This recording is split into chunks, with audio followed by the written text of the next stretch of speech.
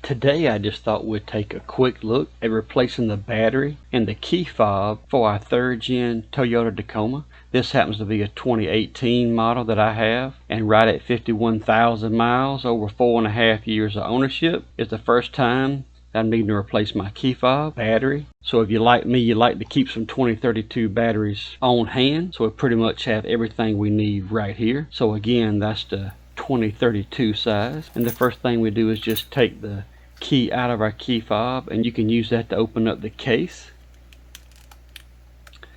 And now we got the case separated. Got a little bit of lint here. 4.5 years in my pocket.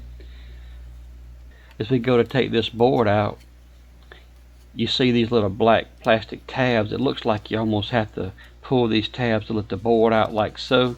But I mention that because this board actually lifts out without that, because that's actually your battery holder. If you see there on the board, you actually don't have to pull those tabs. The whole board along with that black plastic battery holder comes out, and then we just lift the battery out. And sometimes with your fingernail you can get under here and release it from the tabs, but sometimes a little small screwdriver might help pry as you take your finger and push the tabs, just simply so it won't break these tabs. They're kind of delicate, and they hold pretty good. So just lift it out there, and there we go, our cell's out. And this is what the board looks like. It tells us on here it's a 2032 on the holder itself. And as we look over the board here, we just want to look for corrosion while we have it apart.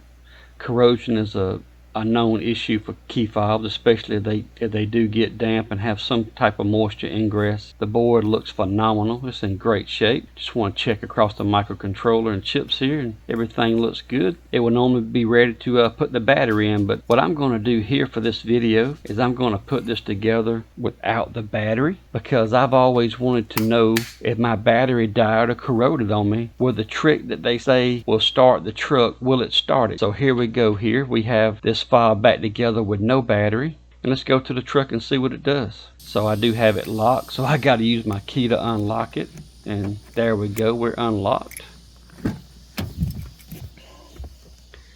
And as I put my foot on the brake here and push the button, it just keeps telling me to do so, and so it does not pick up the security chip to actually start the engine. So I'm going to take the key fob here that's in my hand and stick it right up against the button, and you can hear it. I'm just going to push the button in, and well, there we go. Awesome. So that's just great to know. I'm sure other people shared this before, but while I'm changing my battery, I definitely want to take time to share it on mine.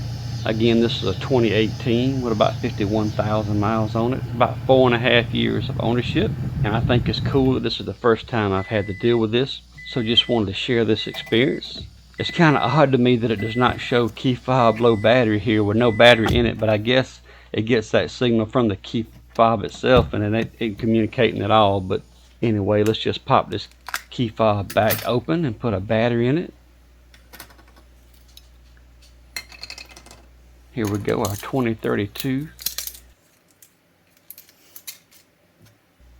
But before I actually put this back together, I'm going to clean some of this lint and debris off the case and the little protector here. I'm just using some high percentage alcohol here and spraying it down and wiping it off, even getting a Q-tip in some spots here and cleaning it up. It's all dry now. I'm putting our protector back in place. Our board goes in like so. So show you again, here it goes just like so. You can kind of tell by the case marking here. Just lays in like so. And we'll just snap it back together.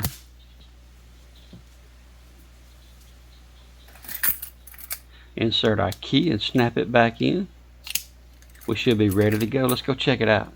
So starting to get dark here, but boom, it opened up automatically. That's cool. It definitely recognized the fob. Yep, there we go.